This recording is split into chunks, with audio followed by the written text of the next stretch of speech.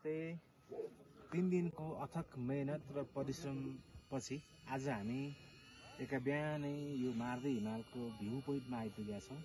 यहाँबाट हामी लहरै माछा हिमाल देख्न सक्छौँ। यो माछा जस्तो हिमाल हो। यी अरू हिमाल चाहिँ अन्नपूर्ण श्रृङ्खलामा पर्ने हिमालहरू हुन्।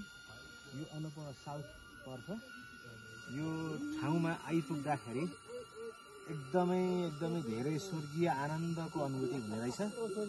तपाईहरु पनि समय मिलाएर घुम्न आउनुहोस्, मार्दै घुम्नुहोस्। तर सोचे जस्तो स्वाद चाहिँ छैन, आइपुगेपछि रमाइलो हुन्छ।